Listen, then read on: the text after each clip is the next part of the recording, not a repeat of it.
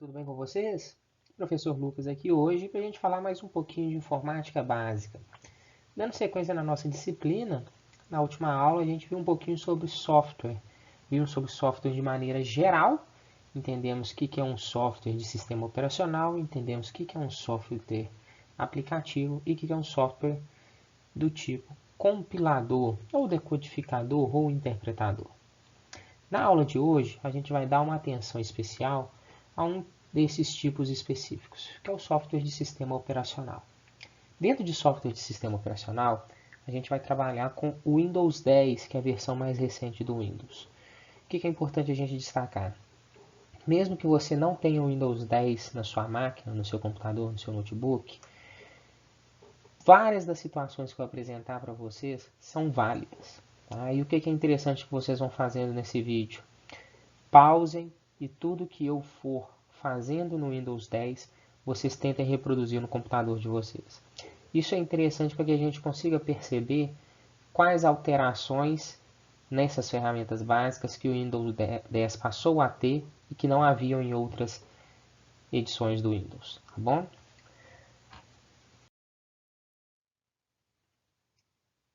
Então vamos conversar um pouquinho para que serve o sistema operacional. A gente deu uma passada rápida na última aula, mas a gente vai aprofundar um pouquinho mais nesse momento.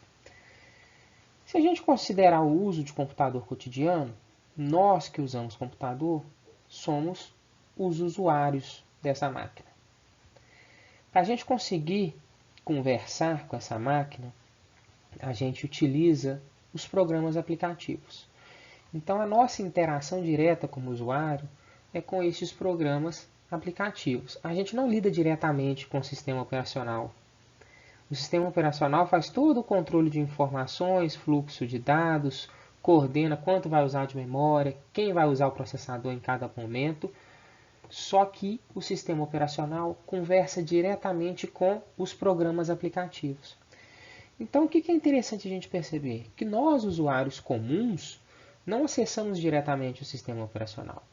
A gente acessa uma interface do sistema operacional através de alguns programas aplicativos. Tá? O sistema operacional é um software que conversa diretamente com o hardware, com a parte física da máquina. Eu pus o computadorzão aí para demonstrar esse hardware, mas quando eu digo que o sistema operacional conversa com a parte física, ele está acessando a memória, ele está acessando o processador, ele está fazendo este controle de informações dentro do hardware.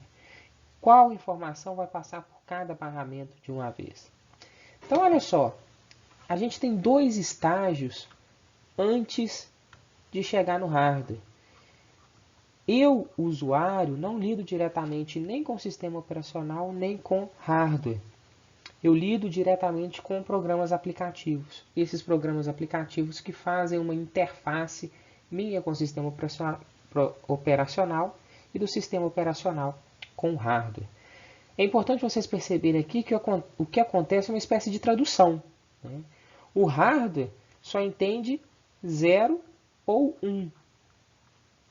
E os nossos programas aplicativos e o nosso sistema operacional estão codificando a nossa informação para que seja entendida pelo hardware. Tá? Então é importante a gente entender onde que a gente está nessa escala, onde que a gente está nessa hierarquia e onde que o sistema operacional está. Vamos entender agora qual é a função do sistema operacional. O sistema operacional ele tem o principal objetivo de deixar essa interação entre usuário e máquina mais fácil. Como que ele vai fazer isso? Ele vai esconder alguns detalhes internos, coisas mais técnicas, coisas que eu, usuário, não preciso entender para a máquina funcionar. Eu simplesmente quero abrir um arquivo de Word e digitar. Eu não preciso saber em qual posição de memória que aquele arquivo Word está.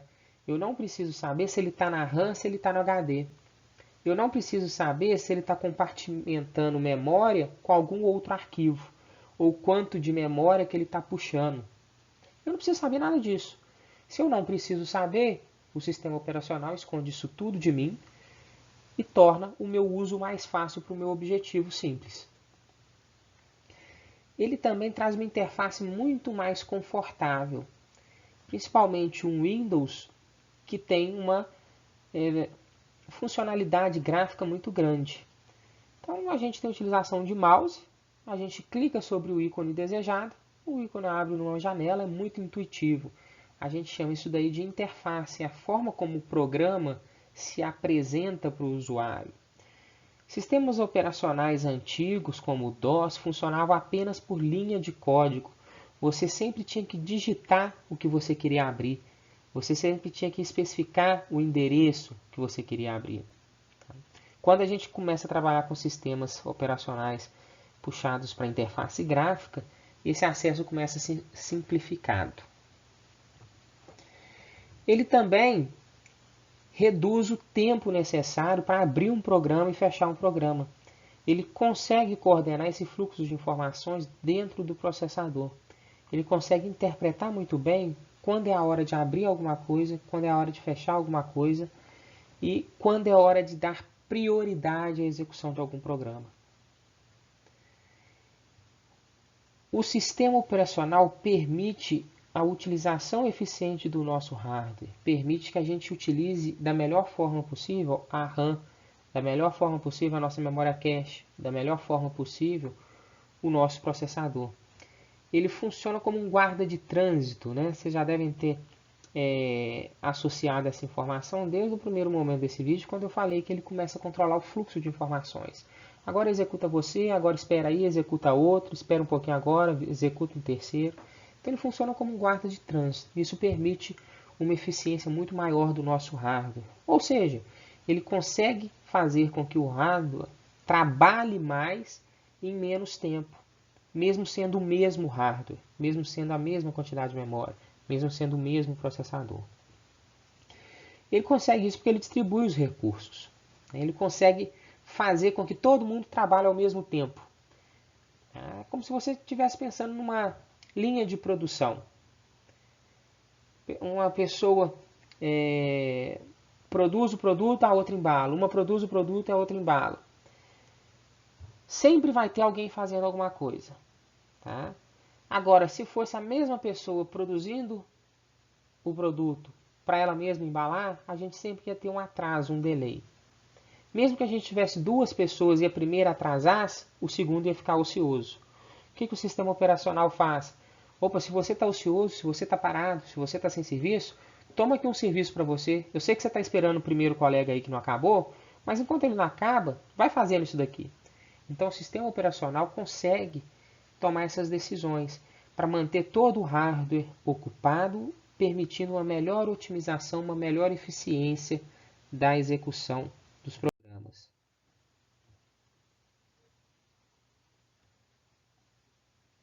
Quais são os serviços que o sistema operacional fornece para a gente? Criação de programas. Ele vai buscar e executar programas do tipo editores de texto, editores de planilhas, do tipo compiladores e depuradores, tá? Do tipo jogos.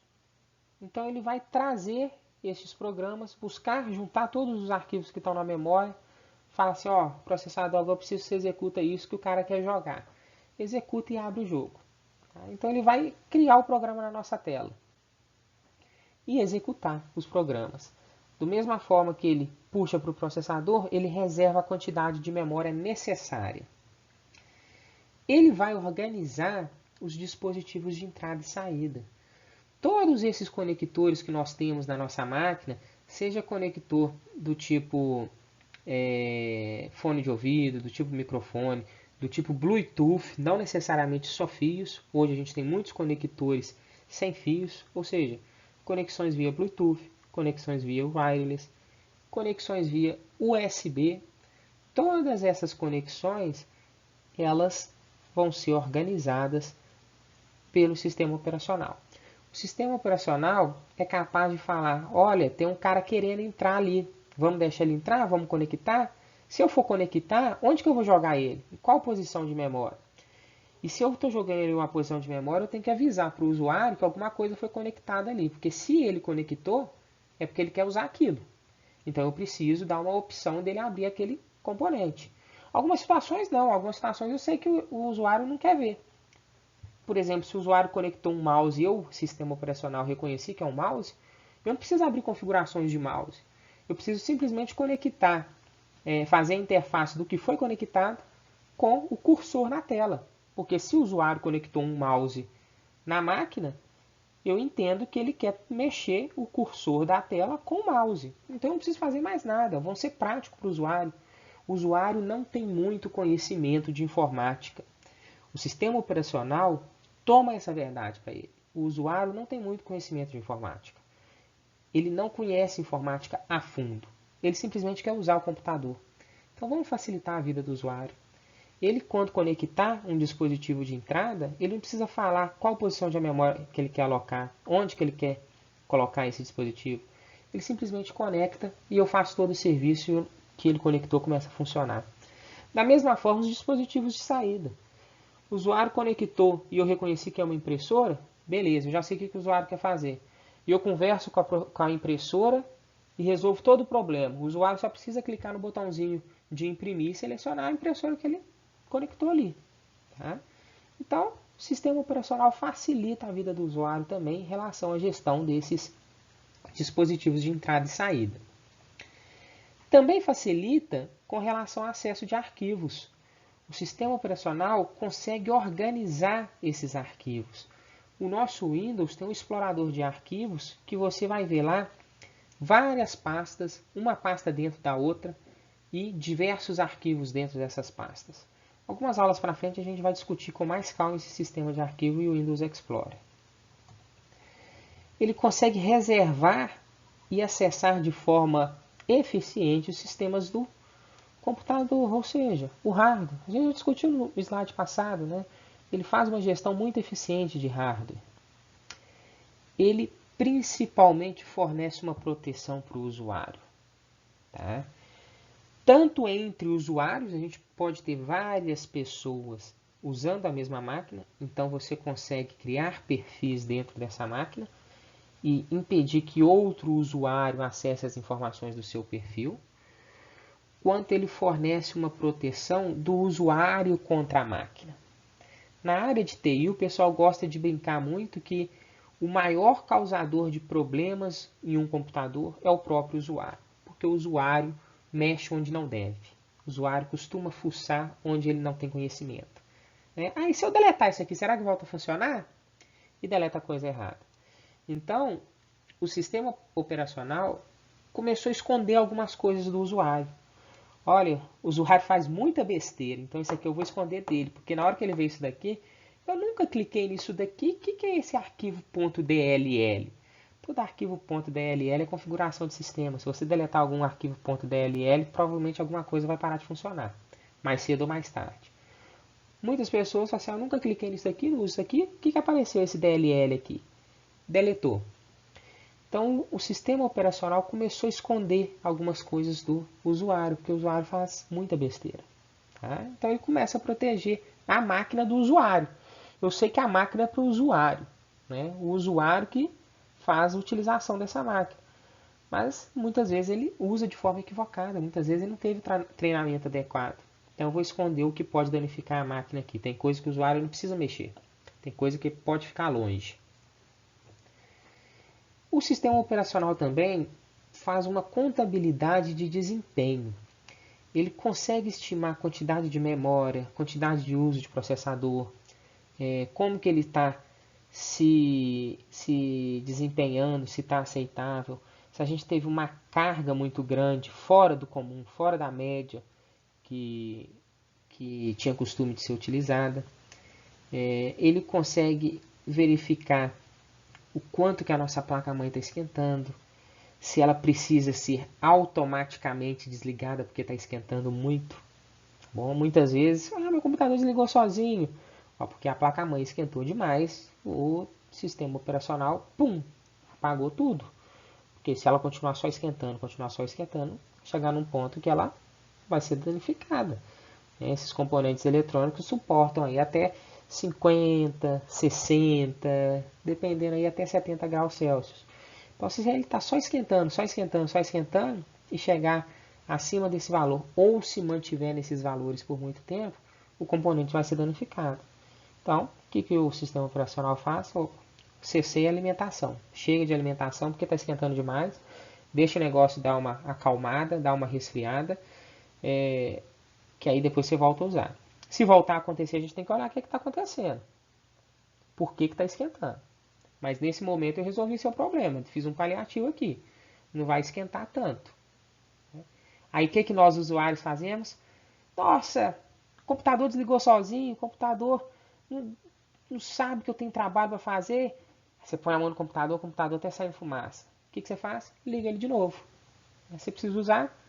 Você não entendeu a mensagem do sistema operacional. O sistema operacional desligou porque estava tendo algum problema ali, estava superaquecendo. O ideal é que você aguarde alguns minutos até essa placa-mãe fazer um resfriamento, até os componentes terem um resfriamento. Tá? Isso aí pode ser causado por diversas situações. Tá bom? Outro serviço interessantíssimo do sistema operacional. Hoje os sistemas operacionais já fazem upgrades automáticos, ou seja, eles se atualizam.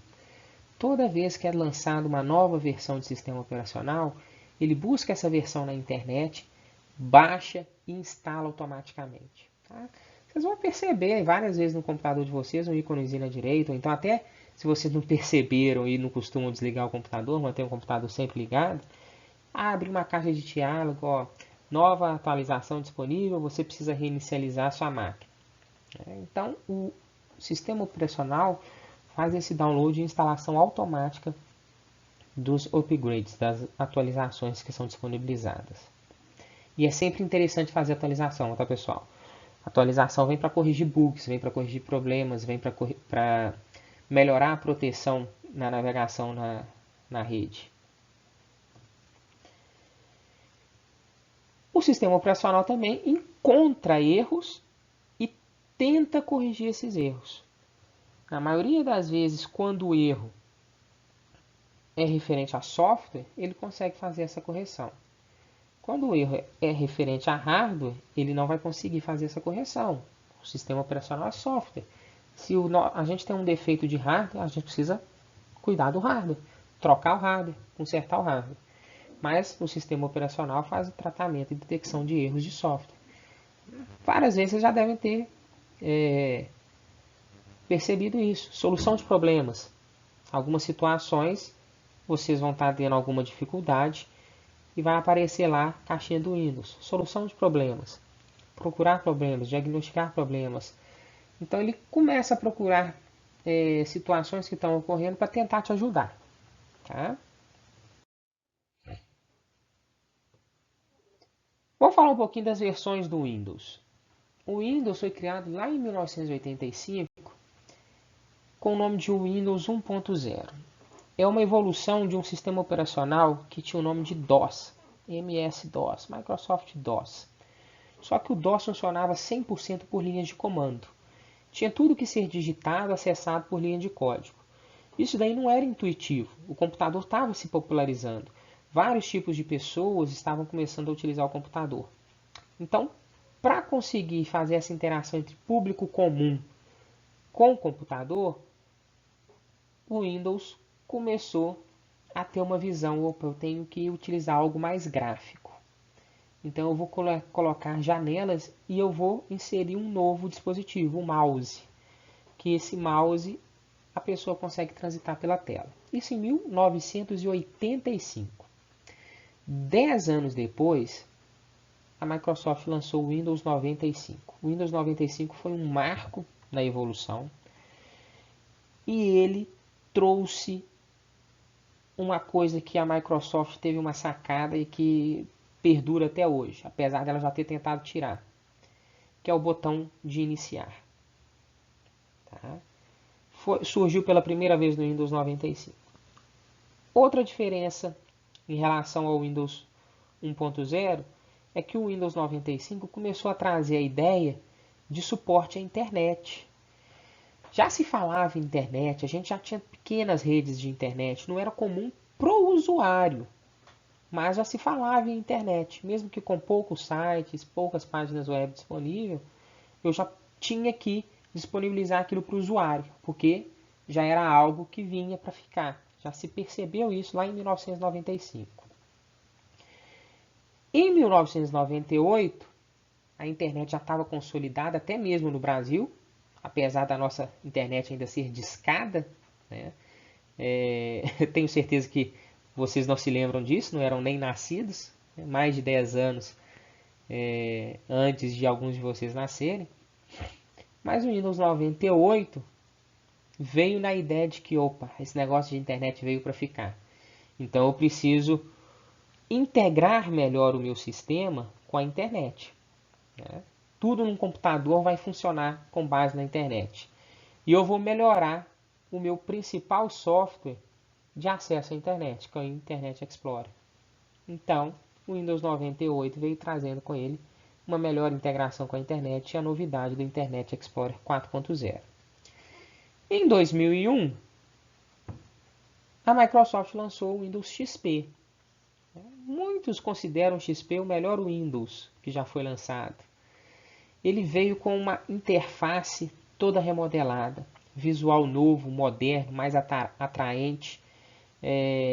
Ficou mais bonitinho, ficou mais agradável, fez essa relação com o usuário ser mais gostosa. A pessoa olhava para o Windows XP e assim, nossa, que bonitinho, deixa eu mexer nisso daqui.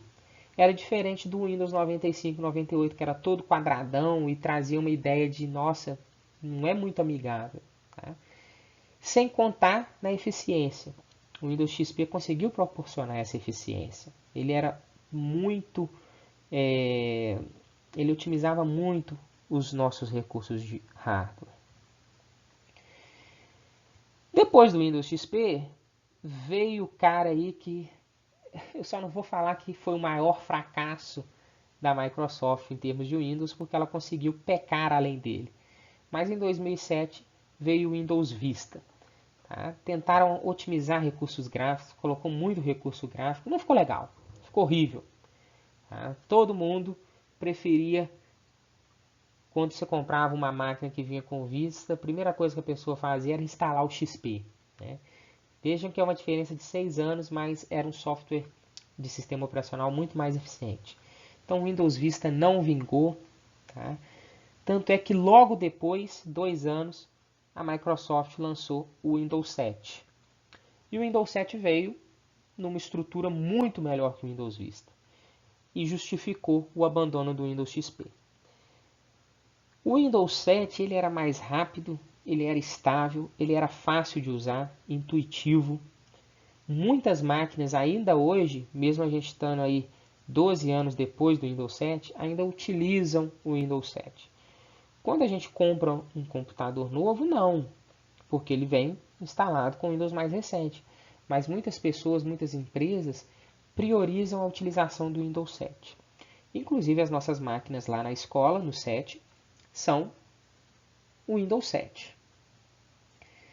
Depois do Windows 7, veio o Windows 8.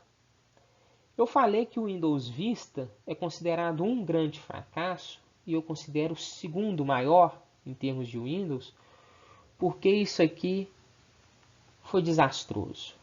O Windows 8, a Microsoft errou e errou bonito.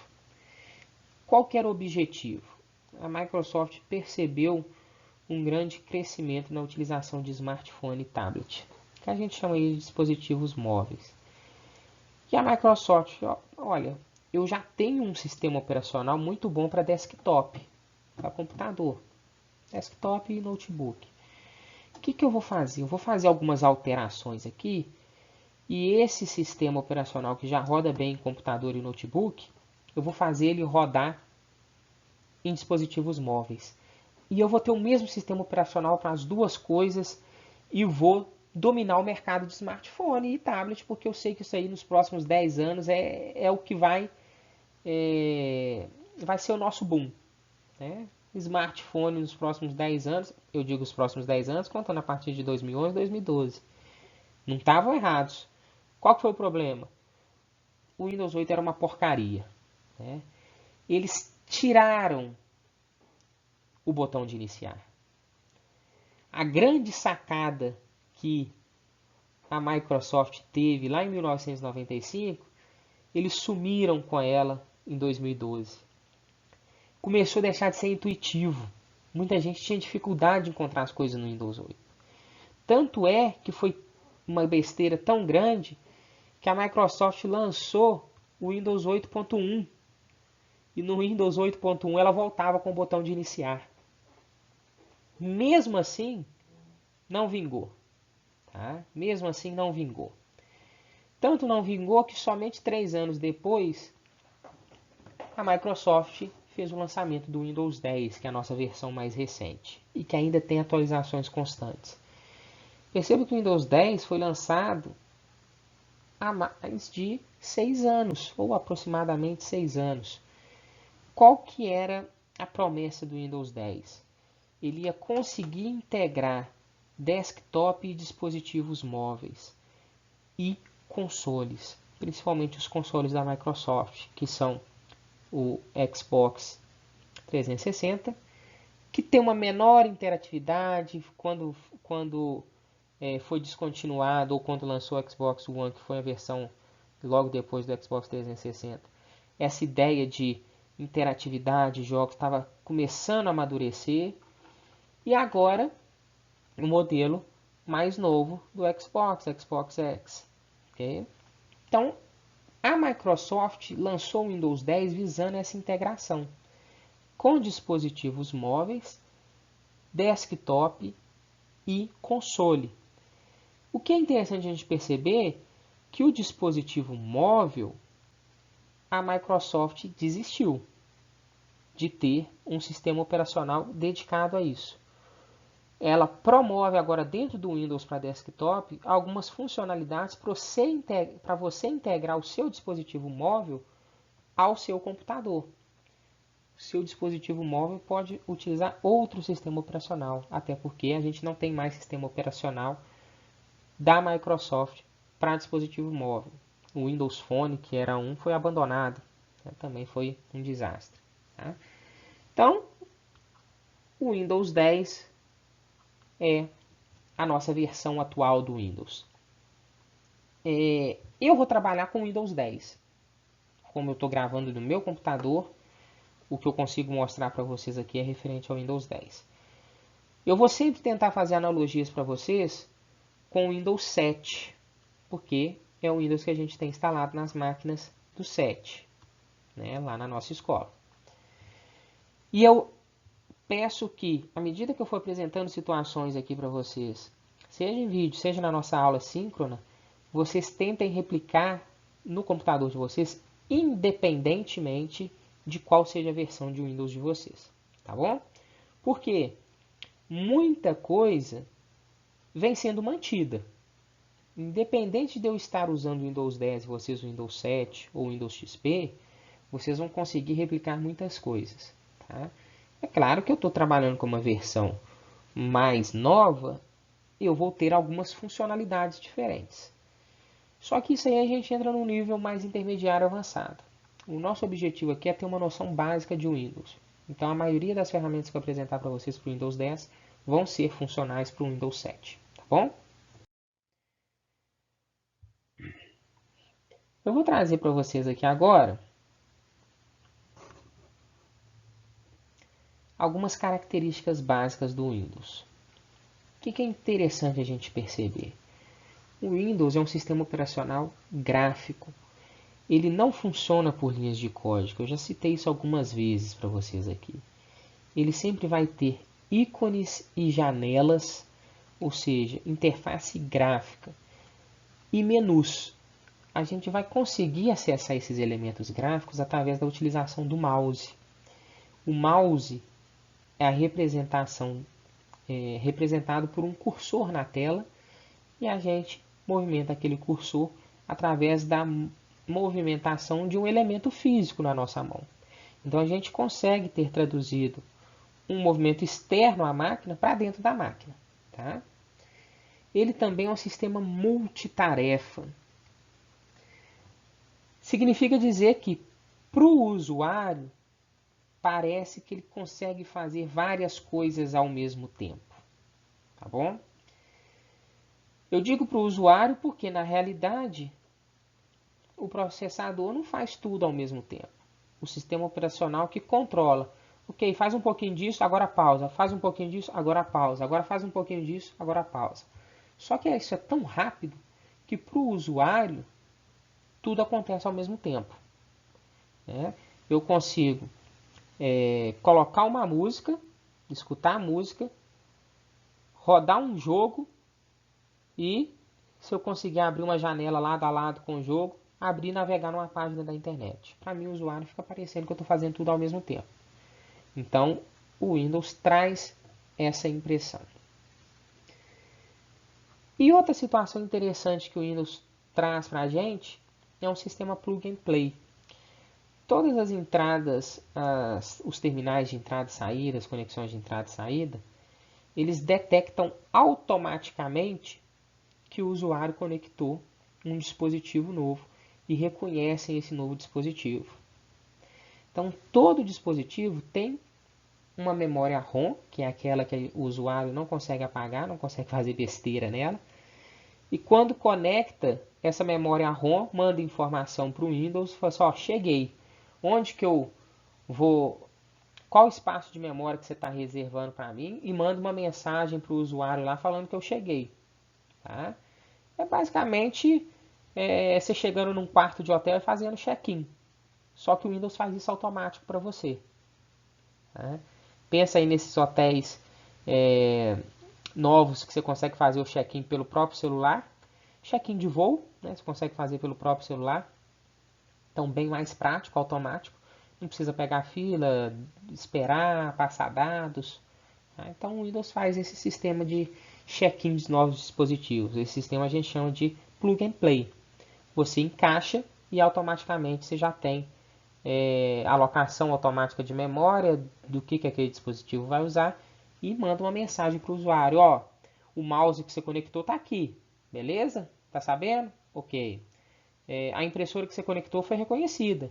Se quiser já utilizar ela, eu já instalei todos os drivers, ela já está funcionando. Então, já está conectada. Tá?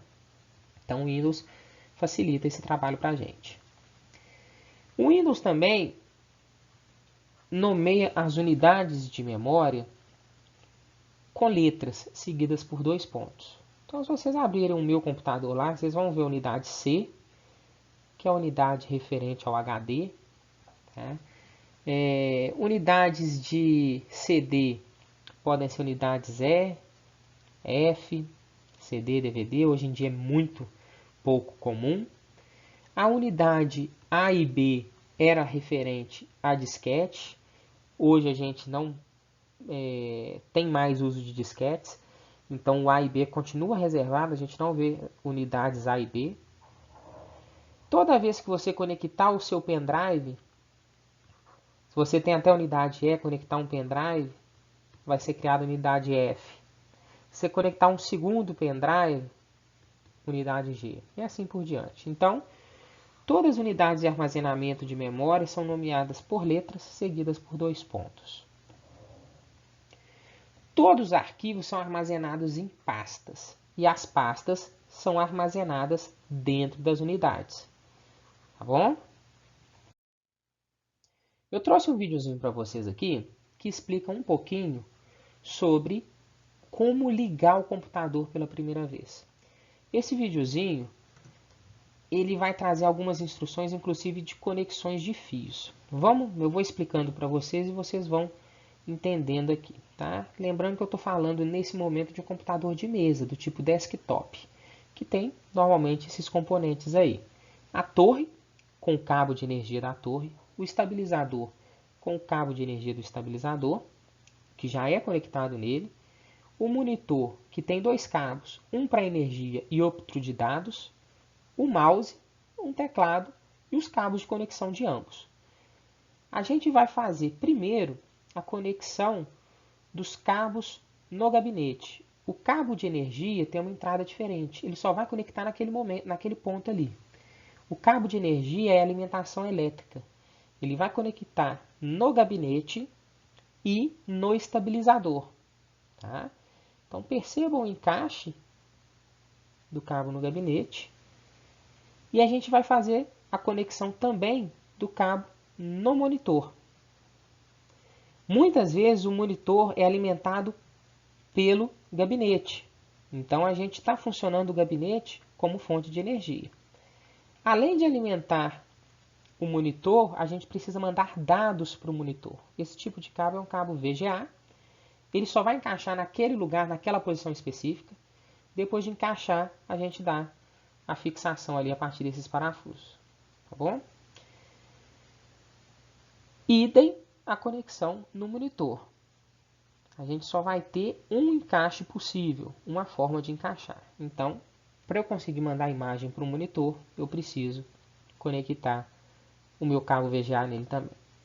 O mouse vai ser conectado no gabinete, assim como o teclado. Normalmente existem entradas específicas. O mouse é a entrada verdinha, o teclado é a entrada roxa. A gente só vai conseguir conectar esses dois elementos neste lugar. O gabinete também tem conexões USB. O nosso mouse e teclado pode ter uma conexão USB, pode ser de conexão USB, o que facilita muito. Às vezes a gente tem essa conexão USB até na frente do gabinete, tá bom? O cabo de energia do monitor e o cabo de energia do gabinete. O cabo de energia do monitor pode algumas vezes ser ligada no CPU, no gabinete, mas pode ser ligada também direto no estabilizador. O cabo de energia do gabinete também é ligado direto no estabilizador. Fechamos a conexão de cabos. Está tudo conectado, bem fixo. O computador já está alimentado. Está faltando agora eu apertar os botões na ordem certa para ele ligar. Tá? Primeiro a gente liga o estabilizador. O estabilizador vai funcionar como a nossa fonte de energia. Depois a gente liga o gabinete. E por fim a gente liga o monitor. Tá bom? Só aguardar. O Windows vai carregar, vai funcionar e você vai ter acesso à sua área de trabalho. O teclado acendeu, está funcionando, está conectado, já está no jeito. Você já consegue ver o seu cursor mexendo na tela. Tá bom? Então, primeiro, utilização. Primeira vez que você está ligando o computador, está fazendo as conexões. Tenham em mente essa ordem. Se está tudo conectado certinho, primeiro estabilizador, depois gabinete, depois monitor.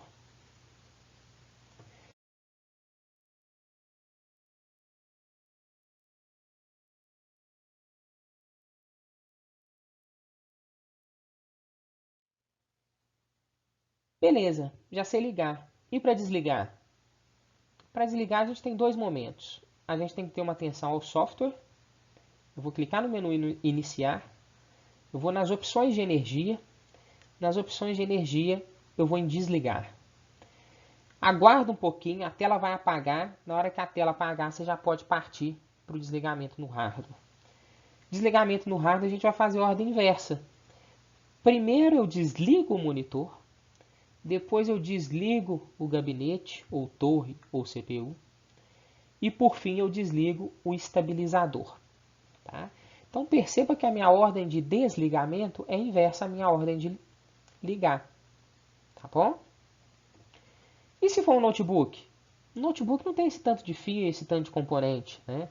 O notebook vai ter uma única conexão, que vai ser a conexão direto na tomada. Tá? Alimentação de energia elétrica. Se você fizer no notebook o desligamento do software, automaticamente ele já desligou. Apagou a tela, já pode baixar a tela. Você não precisa apertar nada para ele desligar. E para ligar, abriu a tela do notebook, você vai ter um botão de energia. Né? Botões de energia que normalmente tem esse formato aqui. Né? Abriu a tela do notebook, é só apertar o botão de energia que ele já vai ligar automático. Bem mais simples.